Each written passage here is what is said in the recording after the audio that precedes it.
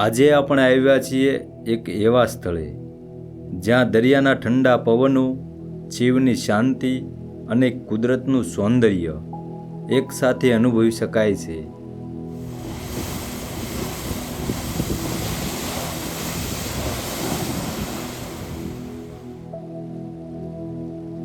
100 ફૂટ ઊંડી ગુફામાં આવેલું આ અદ્ભુત શિવલિંગ છે રત્નેશ્વર મહાદેવ.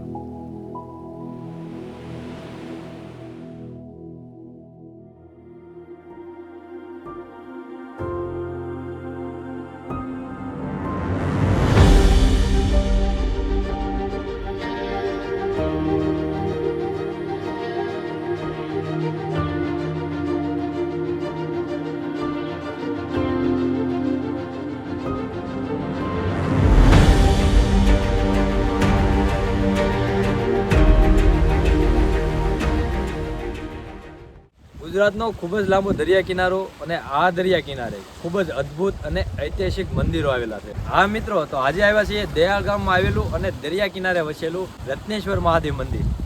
સવારના 7 વાગ્યા છે અને તમે અહીંનું દ્રશ્ય જોવો બહાર. એકદમ સુંદર મજાનું દ્રશ્ય છે અને આ દૂર દૂર સુધી જ્યાં દરિયાનું પાણી દેખાય છે અને જે સૂર્યોદય થાય છે ને, એકદમ મસ્ત મજાનું વાતાવરણ છે, સરસ મજાનું લોકેશન છે, એમ તો મજા આવી ગઈ. અને અત્યારે આપણું જો ડ્રોન ફ્લાય થાય છે, તમને નજારો બતાવું કે અત્યારમાં કેટલો બધો સુંદર નજારો જોવા મળે છે.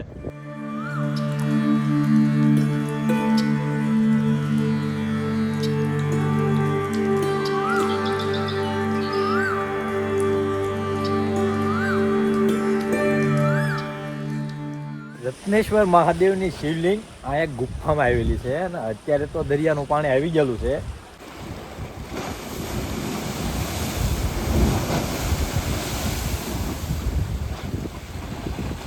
તો મિત્રો સામે જોઈ શકો છો ત્યાં એક ગુફા છે. અત્યારે તો પાણીથી ભરાઈ ગઈ છે, બાકી 70 ફૂટ ઊંડી ગુફા છે અને ગુફાની અંદર રત્નેશ્વર મહાદેવનું શિવલિંગ આવેલું છે. પણ જ્યારે આ દરિયાની વેળ વહી જાય ને ત્યારે આખી ગુફા ખુલે છે. એટલે આપણે ત્યાં સુધી અહીંયા વાટ જોઈશું અને જેવા આપણને આ પાણી વહી જાય એટલે આપણે રત્નેશ્વર મહાદેવના દર્શન કરવા આ ગુફાની અંદર જઈશું.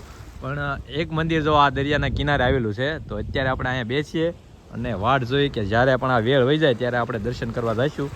બાકી અત્યારે દરિયાનું દ્રશ્ય જુઓ, એકદમ સુંદર મજાનું દ્રશ્ય છે. એક મંદિર દરિયાના કિનારે આવેલું છે અને બીજું મંદિર દરિયાના કિનારે ગુફાની અંદર આવેલું છે. પહેલા આપણે કિનારા પર મંદિર આવેલું છે ને ત્યાં દર્શન કરી લઈએ. તમે જોઈ શકો છો આખો દરિયા કિનારો અને કિનારા ઉપર આ રીતનું મંદિર આવેલું છે. આ રીતનું મંદિર છે. આ બાજુ દરવાજો છે, આ બાજુ પણ.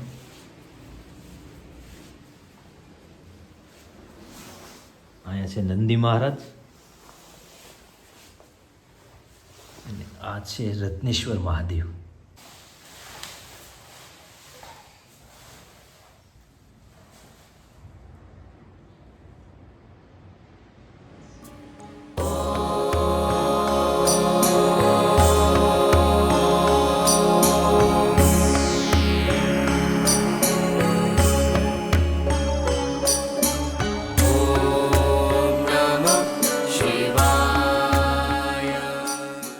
મંદિરમાં આ મહારાજ છે અને રોજ અહીંયા પૂજા આરતી કરે છે. તો એમની પાસેથી આપણે જાણીએ કે આ મંદિરનો ઇતિહાસ શું છે, આ મંદિરની અને આ શિવલિંગની સ્થાપના કોણે અને ક્યારે કરી હતી.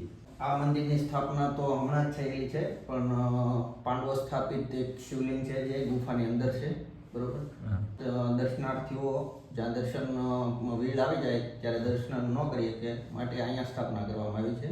વેળનો સમય આપણે તિથિ પ્રમાણે હોય છે. મતલબ કે આ મુખ્ય શિવલિંગ નથી. મુખ્ય શિવલિંગ અંદર નીચે દરિયાના કિનારે ગુફા છે અને ગુફાની અંદર એ શિવલિંગ છે અને પાંડવો સ્થાપિત છે અને પાંડવો દ્વારા સ્થાપિત છે. બરાબર. અને એ ગુફા કેટલી ઊંડી છે આમ અંદર? આશરે 150 ફૂટ. 150 ફૂટ ઊંડી ગુફા છે અને એની અંદર શિવલિંગ છે અને એ શિવલિંગની સ્થાપના પાંડવો દ્વારા કરવામાં આવી હતી એવું કહેવાય છે. 11 વાગ્યા છે અને દરિયાની વેળ તો દૂર જતી રહી છે અને આપણે રત્નેશ્વર મહાદેવનું મંદિર જો કિનારો પર અહીંયા છે, પણ મુખ્ય શિવલિંગ આ ગુફાની અંદર છે. અને અત્યારે ગુફાની અંદર જવાનો રસ્તો અત્યારે ખાલી થઈ ગયો છે, એટલે પાણી બધું જતું રહ્યું છે, એટલે આપણે અત્યારે ગુફાની અંદર દર્શન કરવા જવાનું છે. તો ચાલો દોસ્તો, હવે આપણે રત્નેશ્વર મહાદેવના દર્શન કરવા ગુફાની અંદર જઈએ. તમે જોઈ શકો છો આ ગુફાનું દ્વાર છે અને અત્યારે જો પાણી એકદમ વહી ગયું છે. આ બાજુ થોડું થોડું પાણી છે અને વેળ જો એટલી દૂર વહી ગઈ છે. તો દોસ્તો ગુફાનું દ્વાર જોવો તમે. આ રીતનું ગુફાનું દ્વાર છે. આગળથી તો ઘણું મોટું છે પણ અંદર જતા થોડુંક સાંકડું થઈ જાય છે અને વચ્ચે આ રીતની દોરી બાંધેલી છે. તો ચાલો આપણે દર્શન કરવા જઈએ અને તમને પણ દર્શન કરાવું.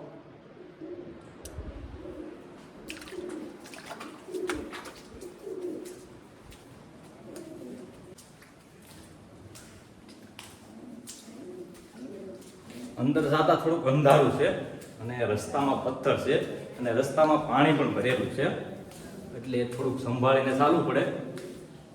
જોઈ શકો છો જો અહીંયા તો એટલી બધી હાઈટ છે, આગળ જતા એટલી બધી હાઈટ નથી અને પગમાં પણ મોટા મોટા પથ્થર આવે છે એટલે થોડુંક સંભાળીને ચાલવું પડે. તો જો હવે ઉત્સાહ એકદમ ઓછી આવી ગઈ છે તો બહુ ઊભું નહીં થવાનું, નકર માથું ઉપર ભટકાઈ શકે. તો જોઈ શકો છો.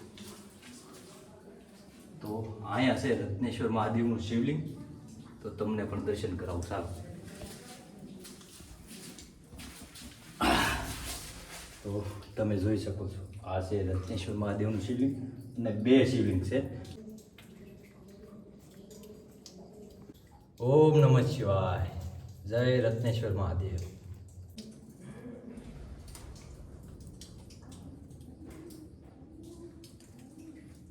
હર હર મહાદેવ. અત્યારના સમય પ્રમાણે આરસનું શિવલિંગ બનાવેલું છે, બાકી ઓરિજિનલ તો આ જ છે. તમે જોઈ શકો છો આ રીતની ગુફા છે. અહીંયા ગુફા પૂરી થઈ જાય છે. ગુફાની લંબાઈ લગભગ 70 થી 80 ફૂટની હશે અને ઉપરથી ઘણું બધું પાણી પડે છે, જો ટપકે છે. તો આ રીતની ગુફા છે અને અદ્ભુત અને અલૌકિક શિવલિંગ છે. ગુફાની અંદર જો કબૂતર બેઠા છે, કેવા શાંતિથી બેઠા છે અને ડરતા પણ નથી. જો અને આ રીતની ગુફા છે અને આમાં બધી પાણી ટપકે જો.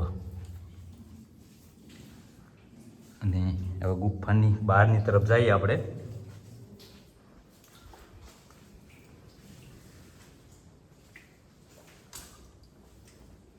પછી બધી પાણી ભરેલું છે જો આ રીતનું.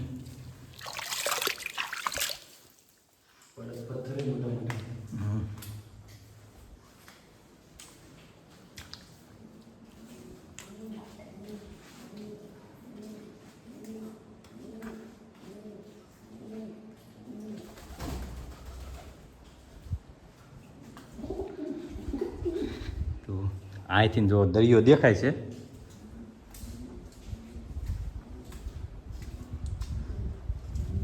અહીંથી દરિયો દેખાય છે અને જ્યારે પાછું દરિયાનું પાણી આવશે ને એટલે અહીંયા ઉપર સુધી પાણી ભરાઈ જાય છે અને આખી ગુફા પાણીની અંદર સમાઈ જાય છે. દર્શન કરવા જવા માટે આ રીતનો રસ્તો છે જો ગુફામાં જવા માટે, અને ઘણા જ લોકો અહીં દર્શન કરવા આવે છે.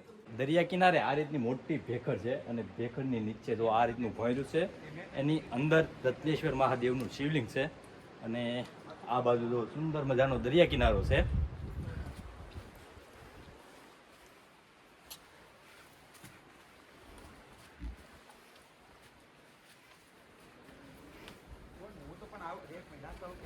અને એક મંદિર દરિયાના કિનારા ઉપર બનાવવામાં આવ્યું છે, તે પણ રત્નેશ્વર મહાદેવનું જ છે.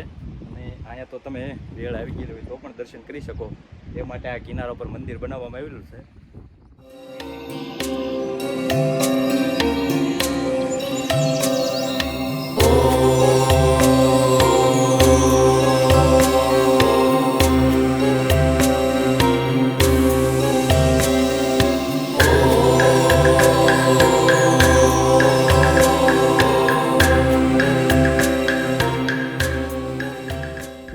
દોસ્તો જોઈ શકો છો આ સુંદર મજાનો દરિયા કિનારો, અને અહીં દરિયા કિનારે સંત દેવીદાસ બાપુનો આશ્રમ આવેલો છે અને એનો ઇતિહાસ અહીંયા ઘણો બધો જોડાણેલો છે. તો એમના વિશે પણ જાણશું. રત્નેશ્વર મહાદેવ અને આ આશ્રમ છે સંત દેવીદાસનો આશ્રમ છે, ત્યાં આપણે બેઠા છીએ. અને દાદા અહીંયા દેવદાસની પૂજા કરે છે. એમના અનુભવ પ્રમાણે એમની પાસે ઘણી બધી જૂનવાણી વાતો છે, તો આપણે એમના મોઢેથી જ સાંભળીએ એમનો ઇતિહાસ અને આ જગ્યા વિશે. ભાવનગર જિલ્લાનું મહુવા તાલુકાનું દિયાળ ગામ છે અને હું અહીંનો વતની છું. મારું નામ વાઘજીભાઈ ગબ્બાભાઈ ગોહિલ. દેવદાસ વિશે હું એક થોડીક વાત કરું છું કે મુઝિયાસરની અંદર જીવા નામનો રબારી એક કચ્છો કાળ પીડ્યો ત્યારે જુનાગઢ તેમના માડુર લઈને આવી ગયો. જ્યાં ગધેસીના ડુંગરની અંદર લીલો સારો ગાળ્યો એટલે ત્યાં રોકાણા. ત્યાં બે બાળ યોગી જોઈએ એને. તેમને દૂધ દેવા જતા તેમને પૂછ્યું કે ભાઈ જીવા તારે કાંઈ બાળ શું નથી, છોકરાને કેમ હારે લાવતો નથી? તો કે બાબુ મારે સંતાન છે નહીં, શેર માટેની ખોટ છે. ત્યારે એના ગુરુએ સતનૂર સાહેબને જય ભારતીએ કીધું કે ભાઈ જેને આખું જગત રસાયું તેને શેર માટી નહીં મળી હોય, જા તેને દીકરા થાય. મોટા દેવીદાસ કરણાપીર અને રૂડાપીર તેને દીકરા છે. દેવીદાસ બાપુને ગુરુ ઈચ્છા દીધી અને કીધું કે ભાઈ તું બાજુના ગામમાં મઢી બાંધ. ત્યારે દેવીદાસ બાપુએ મઢી બાંધી પણ રોકાણા નહીં. રસ્તામાં એમને સંત લોહલંગરી મળ્યા. ત્યારે પૂછ્યું કે દેવાતે તારા ગુરુનું વસનનું પાલન ન કર્યું માટે તારે રક્તપિત્યાની સેવા કરવી પડશે. ત્યારે દેવદાસે કીધું કે બાપુ તમે મને ઓળખો છો? તો દેવા તને કે આખું જગત ઓળખે છે, હું તો નહીં. કે પરબજા સર્વગ ઋષિનો ધૂણો સંત મેકરણે સેતાવ્યો ગુરુદંતાત્રીએ અને એ ધૂણો સેતાય અને રક્તપિત્યાની સેવા કરે. ત્યારે દેવદાસ બાપુએ ધૂણો સેતાવ્યો અને ત્યાંથી ભાગ્યા. ફરતા ફરતા ફરતા ફરતા કળસાર આવ્યા. ત્યારે ત્યાં બથેશ્વરના દર્શન કર્યા અને આ દિયાળ ગામ સિદ્ધરાજ જયસિંહ સોલંકીને દાનમાં આપેલું, બ્રાહ્મણોને આ દાનમાં આપેલું. ત્યારે કે રત્નપુરી નગરી વેદોમાં વંચાય, ગુફા છે ગોવિંદની, ત્યાં શિવના દર્શન થાય. ત્યારે આ બ્રાહ્મણની ડોશી ઉજ્જમ્માને રક્તપિત નામનો લોક છો. ત્યારે તેમને કેદાર નામનો એક દીકરો, તેને બ્રાહ્મણોએ કીધું કે ભાઈ તારે બાને તું હવે છે ને જળ સમાધિ દઈ દે, નહીં આ ગામને ભટકી જશે. કેદાર નામના બ્રાહ્મણે સાંભળીઓ કરી અને ગાજતે વ્યાજતે આ દિયાળના પાઠે આવ્યા ભાઈ અને જળ સમાધિ દેવા આવ્યા. ત્યારે દેવીદાસ બાપુને તેમના ગુરુએ કીધેલું કે તો રક્તપિત્યાની સેવા કરે. ત્યારે માણસોને દેવદાસ બાપુએ પૂછ્યું કે ભાઈ આ માણસો શાનું છે ઓલા પાઠે? ત્યાં કે જ્યાં દિયાળની અંદર એક ડુશીલ રક્તપિત્ત નામનો રોગ છો, જળ સમાધિ દેવા આવ્યા. ત્યારે ભરવાડ રબારીને દોડવાની ટેવ હોય. હા. ત્યારે દેવદાસ બાપુએ મુઠ્ઠી વળીને મળ્યા આવ્યા હતા, ડોશી મને જળ સમાધિ આપી દીધી. હા. ત્યારે સમુદ્રને પ્રાર્થના કરી કે મારા ગુરુનો આદેશ છે અને જીવતું માનવી અમને પાછું આવ્યા. ત્યારે ડોશી માને આપણે રત્નેશ્વર કોળમાં કાઢી નાખ્યા અને દેવદાસ બાપુએ તેડી અને ત્યારે કહેવાય છે કે વેળુમાં પછેડી પાથરું બેસાડો ઉજમ માય, ફાંટે લઈને ફેરવું મારે પહોંચવું પરબની માય. કોઈ સંત દેવીદાસ બાપુની જય. પહેલાના સમયમાં જ્યારે રક્તપિત્ત નામનો રોગ ફેલાયો ને ત્યારે જે લોકોને રક્તપિત્ત થતો તેમને જીવતી જળ સમાધિ આપી દેવામાં આવતી. અને આ ભેખ ઉપરથી જો અહીંથી જ કહેવાય છે કે અહીંથી જ તે જળ સમાધિ અપાતી, એટલે મતલબ કે અહીંથી દરિયામાં નીચે ફેંકી દેવામાં આવતા.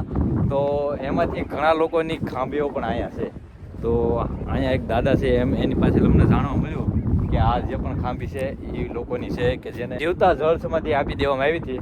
2 ખાંભીઓ જો અહીંયા છે અને બાકી થોડી આ બાજુ થોડી દૂર પણ છે.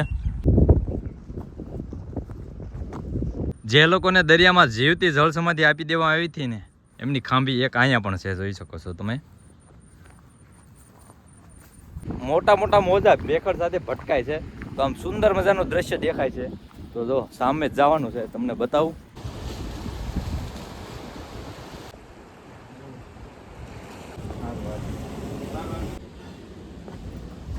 અહીંયા જો કેવા પથ્થર કપાઈને કેવી ડિઝાઇન બની ગઈ છે જો.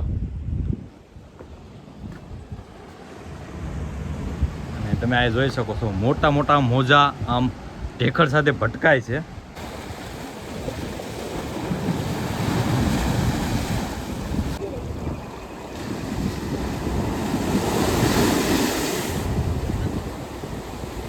તમે જોયું ને અત્યારે આવો સુંદર મજાનો નજારો છે. તો હવે આપણે રત્નેશ્વર મહાદેવનું મંદિર છે ને એ બાજુ જઈએ, કારણ કે એ બાજુ પણ મોટા મોટા મોજા આવતા હશે. અને જે આપણે ગુફામાં દર્શન કરવા ગયા હતા ને એ ગુફા અત્યારે પાણીથી ભરાઈ ગઈ છે, અને એ પણ તમને બતાવું કે અત્યારે ગુફા કેવી દેખાય છે. બપોરે આપણે મહાદેવના દર્શન કરવા ગયા હતા ને એ ગુફા જો અહીંયા છે નીચે, આ જે પથ્થર દેખાય ને એ પથ્થરની નીચે ગુફા છે.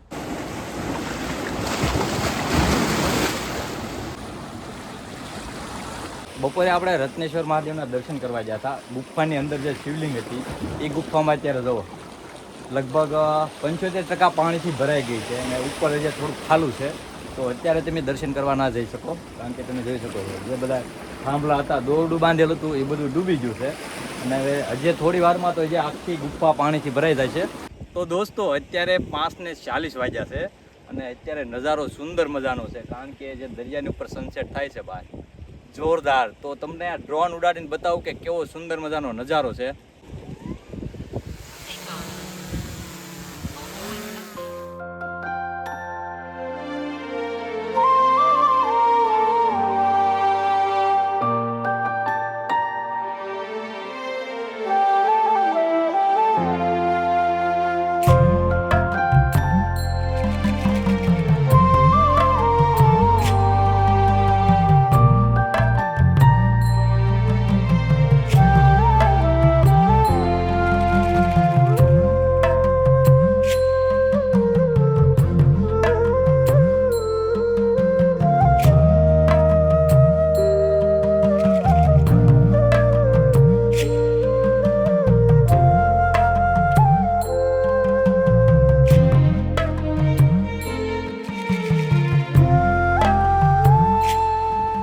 સાંજના 6 વાગી ગયા છે, અને અહીંનું સુંદર મજાનું દ્રશ્ય તો તમે જોયું, કારણ કે આ દરિયાના કિનારે જે સનસેટ થતો હતો, હા એમ થયું કે ઓહો મજા આવી ગઈ.